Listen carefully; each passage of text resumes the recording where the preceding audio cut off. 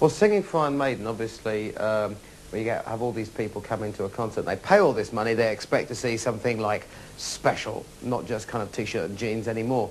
And the whole thing, I suppose, started with bands like Jethro Tull and, of course, with Led Zeppelin and stuff like that. We've actually got some of their stage clothes here, which I'm going to show you now, which is fairly interesting. As a matter of fact, the same woman who made this jacket, I bought this second-hand, made these trousers. These are actually Jimmy Page's trousers, as worn on all manner of album covers with the, I think it's an astrological sort of symbol or some form of occult symbol that means his name in some sort of letters. I mean, but you can see this symbol on the backs of kids all over the country who like put it on their denims and stuff like that, the same way that they put like Iron Maiden and things and everything. There's all these amazing jackets. I mean, they're really very sort of, you know, romantic and everything, and silky and absolutely lovely. I mean, funnily enough, we could never wear anything like this because our stuff, we sort of run around so much that basically we have to wear anything that's stretchy, extremely washable, and we tend to just pick stuff up from wherever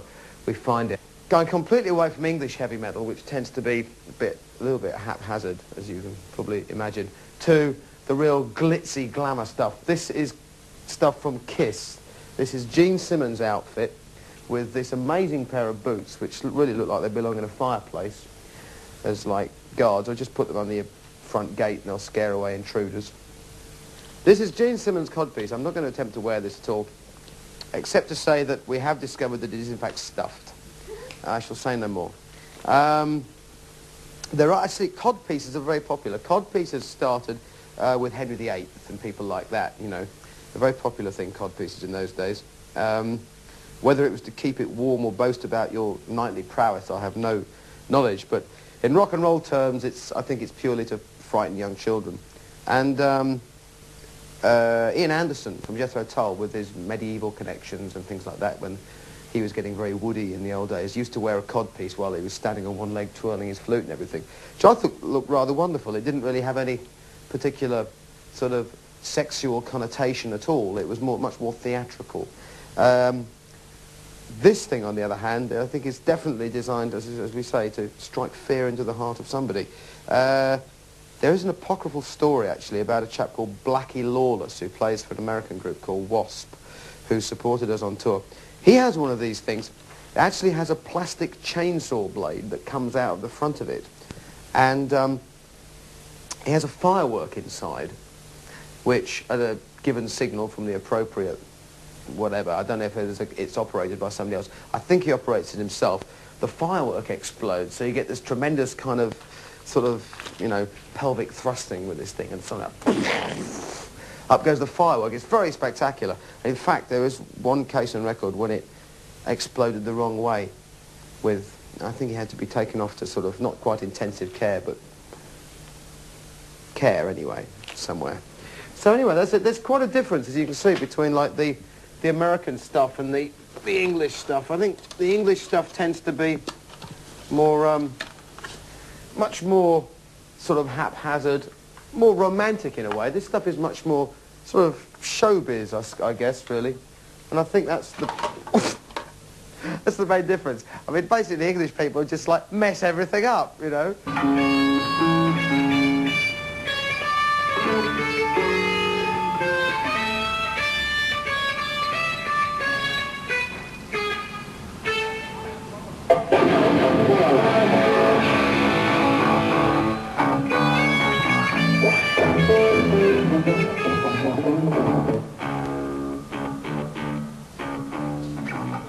Two distinct different approaches. There's a lot more castles here. There's a lot more of that kind of history here. There's a lot more history, period, here in this continent than there is in the United States. In the United States probably was based more on Dodge City. You know, the whole thing of the cowboys and the streets and the guy who stepped out of line. I mean, who started the whole United States was people who were kind of stepping out of line, the Pilgrims, you know.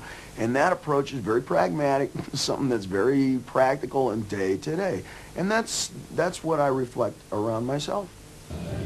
Do you regard yourselves as similar in any ways to any of the other bands on the bill, or do you think that you're completely... Maybe only in attitude in some of them. I mean, Ross done all kinds of material.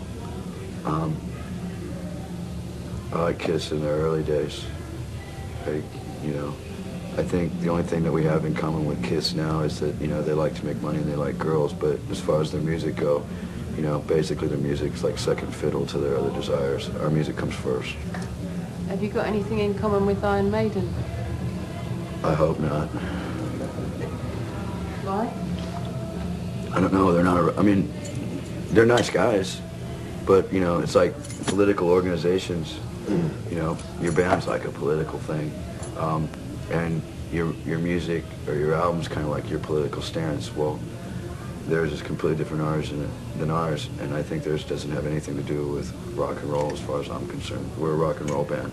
Yeah, what they do is what they do. I don't know what it is, and I hope to never be like that. Hope it's not catchy. Izzy, were you going to say something then? No. No. Don't you feel, Rick, that this goes somewhat against the idea of a rock and roll lifestyle? Yeah, I always hated the rock and roll lifestyle anyway. Why? Well, it seemed to me quite dull, really. You know? So, I mean, I think there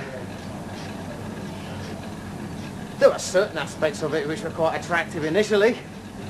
You can't do that now because you die. So, but all the drugs and stuff, I mean, I was never ever into that because I just had too much fun on my own without it. So, I'm having fun now, that's great, isn't it?